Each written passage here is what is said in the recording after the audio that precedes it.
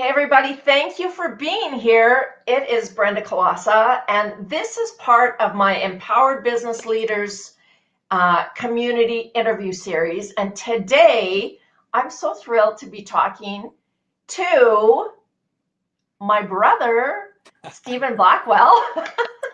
Stephen, I've been wanting to interview you for a long time because you are a published author of how many books? Well, I actually have 6 published so far. I'm a very lucky man.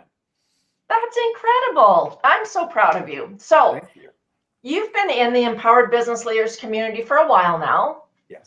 What keeps you coming back? What's one thing that keeps you kind of tapping into that community? Is there one thing? I think there is one thing, and it might be quite unique to what you may hear from your other viewers, but what I find is that I don't get a lot of time to spend on my social media platforms. Of course, just like you and everyone else, I'm busy all the time. Not only writing, but I also have another full-time position that I'm looking after at this time.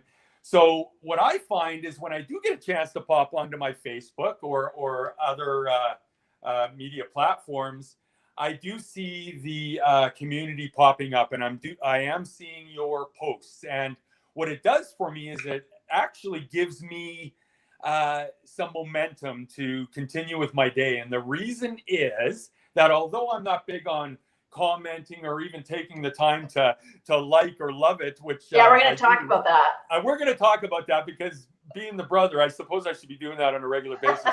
But what it does for me is it allows me to read it over quickly, and it motivates me. It allows me to say, you know what? I'm not the only one who might be overwhelmed. I'm definitely not the only one who's overwhelmed, especially in today's day. But it allows me to really say, you know what? I'm going to focus, knowing that any of the adversities that I come across, Brenda has pointed out on a daily basis that they can be overcome. And that's what allows me to say, for an entrepreneur, somebody starting up in the business community, this is like gold bullion, the service that you're offering, the community that you have here, because it really allows people that are having the same issues network with one another and share best practices. And at the end of the day, those best practices are going to make it so that you're living the life you want to live in the job that you're working in. Yeah, and thank you for that. I love that perspective. And you know what? We've got people on there that are just starting out. We've got people on there that have been in business for 20 years. We all, whether you've been in business for a minute or a lifetime, we all go through the same things. People get stuck in a rut, right? Which makes sense. You're going to want to, take a different direction sometimes, and you're offering some great advice. So we appreciate I appreciate that. It's something I've never asked you, so yeah. Not to put you on the spot or anything. Well, you need to call more often. You never call. All right. So tell me a little bit about yourself and how you got to being just a published author. I love that. So tell me. Well, thank you. It kind of came by fluke because I wasn't a very good English student in high school. I never really took literature very serious. But what I did find in a very early age is I like to storytell, and I like to be up on stage and get everybody to watch me.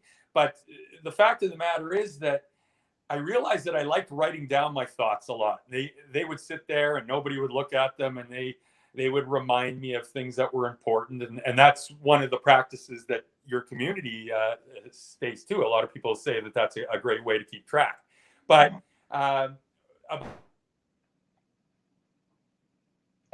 you're muted all of a sudden. You're muted. We can't hear you. I'm sorry. My phone went off. Just 1 second. Aren't technical things wonderful? Can you hear me now? No? Yeah. Keep going. Good. My phone went off, and I apologize about that. And so in 2014, I wanted to start writing. And the reason I wanted to start writing is because very early on, about 10 years before that, I had lived in a house with my wife, Sandra. We had a couple of small children, of course, as you know, and that house had some funny things happening that we couldn't explain, what I would call paranormal. And it sat in my brain for 10 years, and I decided that one day I'm going to take my I wouldn't say my skills, but my passion of writing things down and taking those experiences and writing it down. I created my first book, a memoir. And after that, I said, that was so much fun that I want to keep doing this on more of a fictional basis. And so I started writing fictional novels on the paranormal. And now I'm going to be branching off, which I'll talk about in a few minutes, something out of that genre, which is very exciting. Wow, that's really interesting. And I love all the stories, especially in that first book. What was that? Something Birch. 232 Birch. And 232 Birch. Can you tell us just one cold pared down story from that book? Sure. So 232 Birch. There we go. That was written in 2014. It's a very short book, a memoir. And basically this has about 12 experiences that, my wife and I had in the house. They affected my children at the time as well. Nothing unsafe or necessarily, scary, but just very unusual circumstances that we couldn't explain. So I wrote them in this book. That was my first. And this book is only available through myself. This is the only one of my published books that isn't available in Amazon. And I'll tell you at the end how you can get your hands on that book. And the cover, I got to be very, very pleased with this cover. I think my sister had something to do with helping me with that one. So tell us one short story from the book. Oh boy, it's tough to put it into short terms, but I'll paraphrase for you. There is a story in the book. We had a lot of experiences in that house with a little boy. And we saw this little boy on a few different occasions at different times, even different years throughout living there.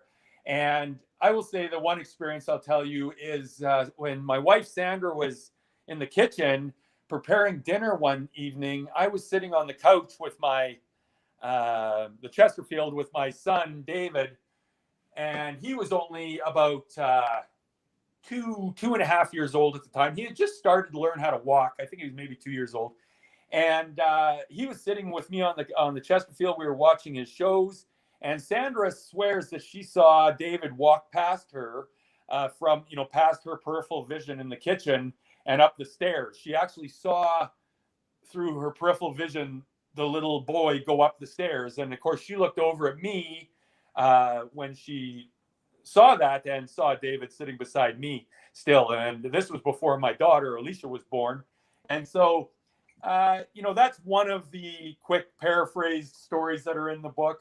But I guess to put that into perspective, we had already seen that boy on 2 other occasions prior to that. So yeah, some very interesting criteria in the book.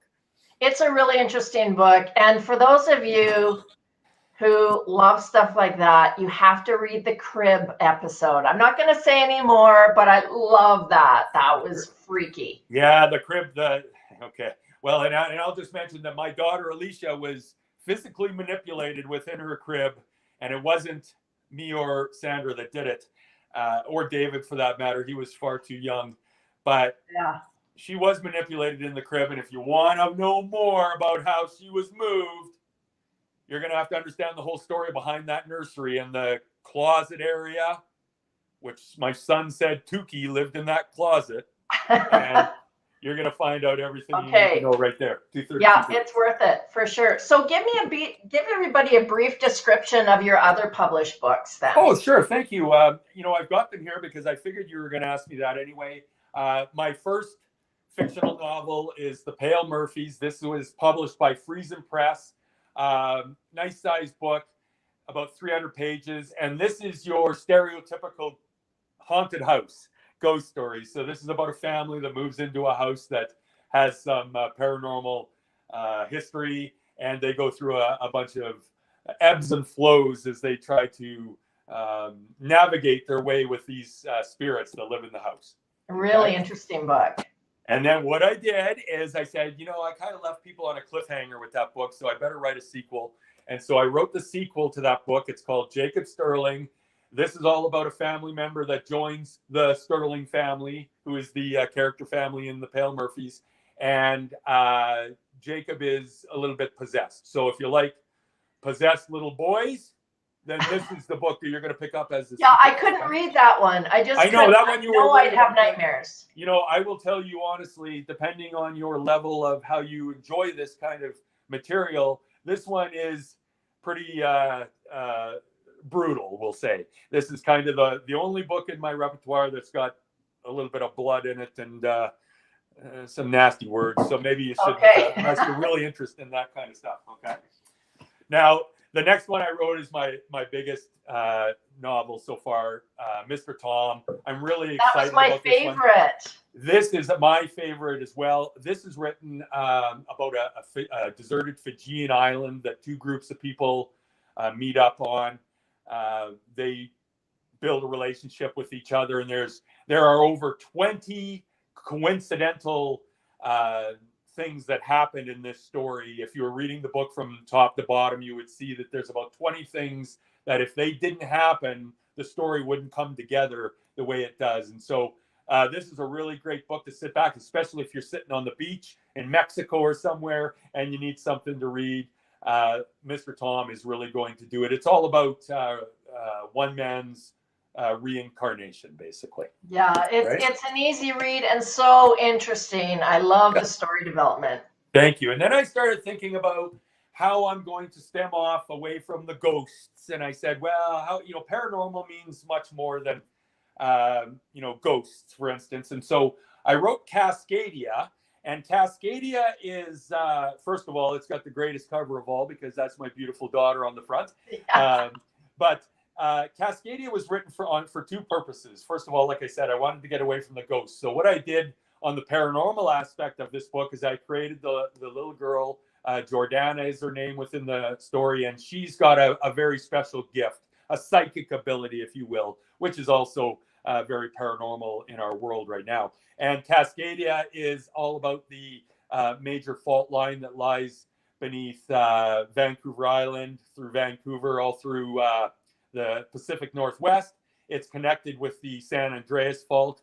And if the Cascadia Fault ever ruptures, which is about 200 years after the time it should, it's going to be pretty bad for the Pacific Northwest. We're going to hope it doesn't happen in our lifetime, but this is all about that, a fictional story. And I'm happy about this too. It's about 300 pages. You'll quite enjoy that.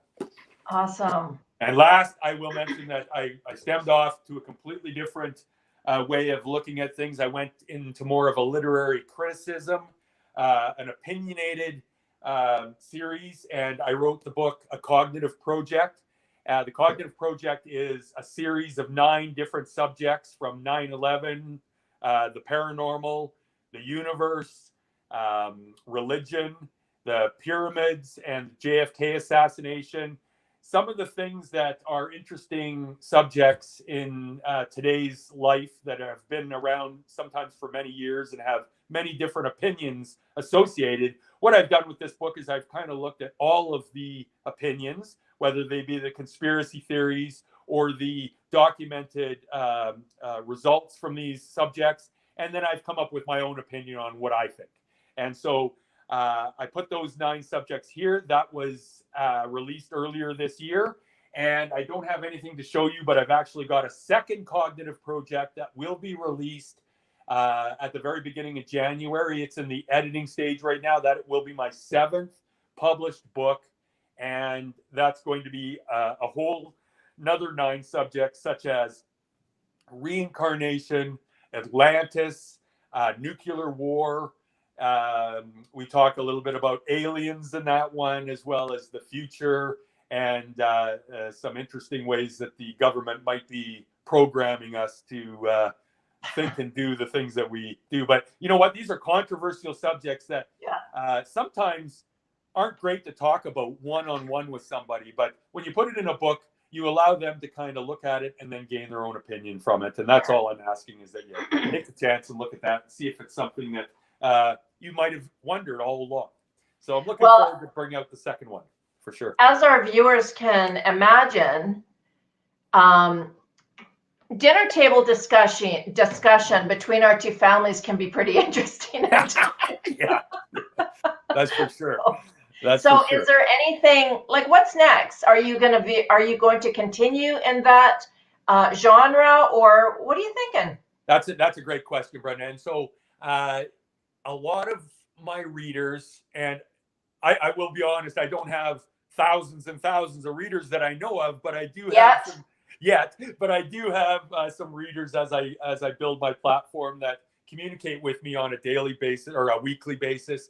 I have some that are very good at showing me different ways to incorporate my storylines.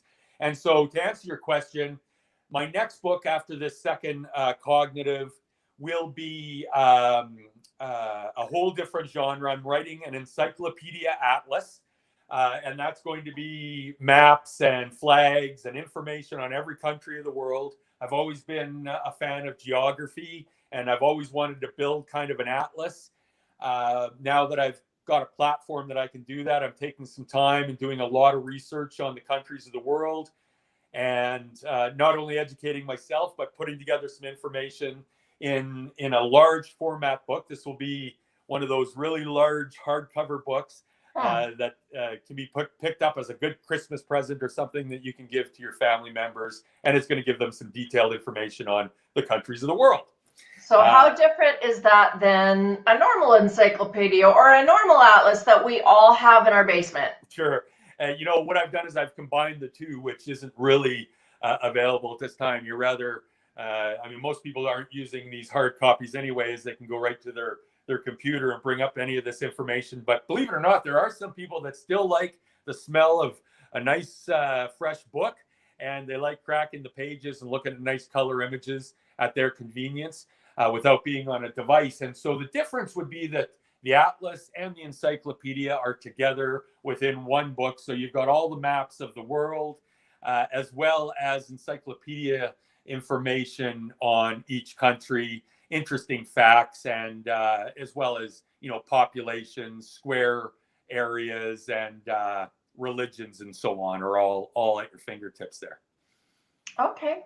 All right. So we'll look forward to that. Where can people buy your books?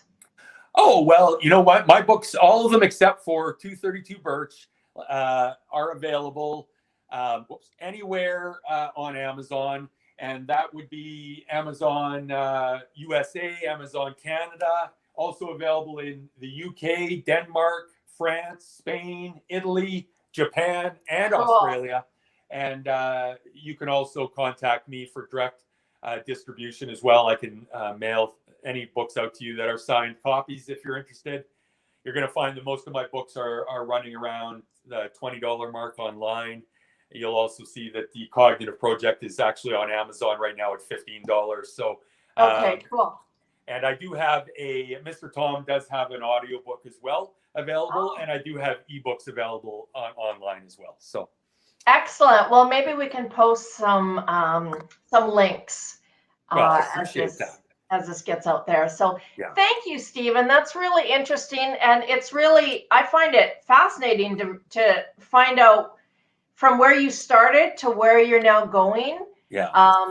And I can't wait for even more, experiences. And I just can't wait to find out where you'll end up. So thank you for sitting down with me. I appreciate that, Brendan. I really want to thank you as well for introducing me, first of all, to the community, and giving me the opportunity to tell you a little bit about my books. Like I said, I'm building my platform right now. Any reviews or feedback that you want to give me is really important to me, and it's how I grow as an artist. This is something I really enjoy doing, and again, I appreciate the fact that you allowed me to put it out onto your platform. Yeah, of course. I can see you're really passionate about it, which is the key to everything. Absolutely. You gotta enjoy doing it. Yeah. Thank you, everybody, for joining in and having a listen. If you would like to join the Empowered Business Leaders community on Facebook, I will have that link as well in the notes. Have a beautiful day. Thanks, everybody. Bye. Thanks, guys. Take care, Brenda. Thanks.